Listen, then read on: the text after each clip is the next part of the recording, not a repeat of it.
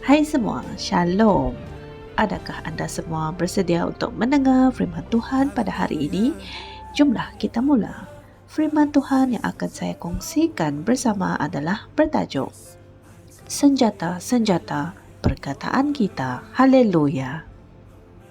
Mari kita sama-sama melihat ayat pembukaan kita dari Alkitab Kolose 1 ayat 12 hingga 13 yang berkata, mengucap syukur kepada Bapa yang telah membebaskan kita dari kuasa kegelapan dan memindahkan kita ke dalam kerajaan anaknya yang dikasihinya. Amin. Dari ayat Injil di atas, kita dapat melihat bahawa hanya ada dua kumpulan orang.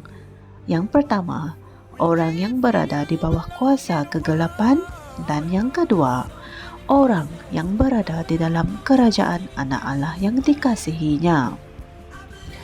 Tetapi, sekiranya kamu belum dilahirkan semula dan dipindahkan ke dalam kerajaan anak Allah yang dikasihinya, kamu tetap akan berada di bawah kuasa kegelapan, dan syaitan menjadi Tuhan atas segala sesuatu yang berkaitan dengan kamu.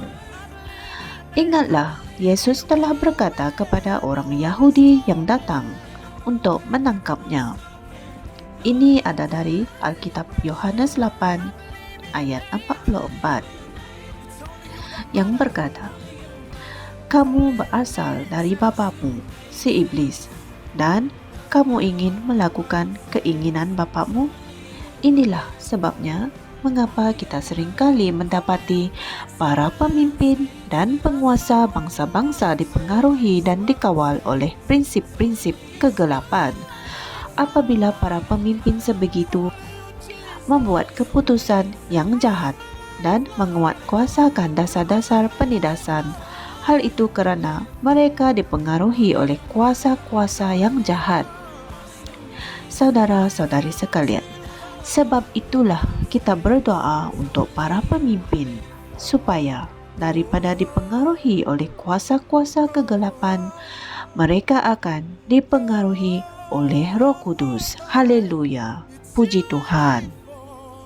Alkitab mengatakan, sebab itu pertama sekali aku menasihatkan agar dipanjatkan permohonan, doa, syafaat dan ucapan syukur untuk semua orang, untuk raja-raja dan untuk semua pembesar. 1 Timotius 2 ayat 1 hingga 2. Kemudian 2 Korintus 10 ayat 4 mengatakan, kerana senjata peperangan kami bukanlah senjata duniawi, melainkan kuasa Allah untuk meruntuhkan benteng-benteng. Perkataan peperangan adalah stratia dalam bahasa Yunani, dan ia mengatakan bahawa kita sedang membuat strategi dengan memimpin seangkatan tentera dalam roh. Apabila kita mengucapkan kata-kata dalam doa, para malaikat Tuhan dan Roh Tuhan mengambil kata-kata itu dan menggunakannya sebagai senjata mereka. Haleluya. Itulah yang menjadikan mereka kuat untuk meruntuhkan benteng-benteng. Puji Tuhan. Oleh itu, sebagai orang Kristian, ketahuilah bahawa tanggungjawab yang besar ini terletak di atas bahu kamu untuk bersyafaat bagi para pemimpin bangsa-bangsa. Berdoalah sentiasa dalam roh untuk para pemimpin di negara kamu. Dengan kata-kata yang berkuasa, perintahkanlah kuasa-kuasa kegelapan itu untuk berhenti mempengaruhi para pemimpin tersebut. Dan sahkan dengan tegas bahawa hati mereka berpaling kepada Tuhan untuk melakukan kehendak-Nya. Haleluya. Inilah apa yang harus kita lakukan agar para pemimpin bangsa-bangsa dipengaruhi oleh kebijaksanaan dan kebenaran Tuhan. Kita harus mendoakan mereka berjalan selaras dengan firman Tuhan. Haleluya. Saudara-saudari sekalian, mari kita sama-sama berdoa.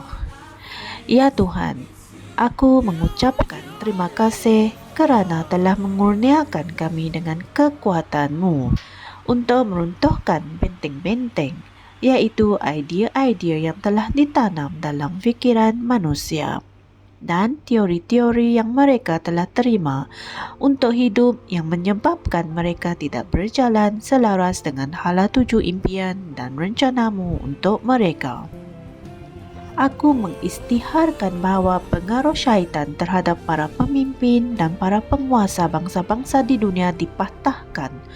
Cahayamu bersinar dengan terang di dalam hati mereka hari ini. Dalam nama Yesus, amin. Sebagai renungan tambahan, kalian bolehlah merujuk dari Alkitab 2 Korintus 10 ayat 3 hingga 6. Jangan lupa beritakan Injil firman Tuhan ini kepada semua dengan menekan butang like, share dan subscribe di YouTube channel Rhapsody Reality Malaysia. Jumpa lagi esok. Tuhan memberkati. Kami percaya saudara-saudari semua telah diberkati dengan perkongsian firman dari Rhapsody Reality.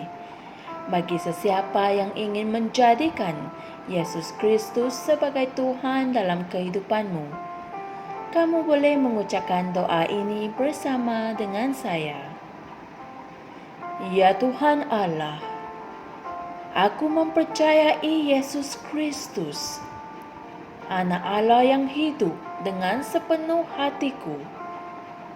Aku percaya Dia telah mati untukku dan Allah telah membangkitkan Dia dari kematian. Aku percaya Dia hidup hari ini. Aku mengaku dengan mulutku bahawa Yesus Kristus adalah Tuhan dalam hidupku mulai dari hari ini. Melalui Dia dan di dalam nama-Nya, aku mempunyai kehidupan yang kekal. Aku telah dilahirkan semula. Terima kasih Allah kerana menyelamatkan jiwaku. Aku sekarang adalah anak Allah. Haleluya. Tahniah, sekarang kamu telah menjadi anak Allah. Untuk apa-apa sebarang pertanyaan atau untuk mendapatkan lebih banyak maklumat mengenai bagaimana untuk bertumbuh sebagai seorang Kristian, anda semua boleh hantar mesej di akaun Facebook kami atau email kami di tni.msia@gmail.com.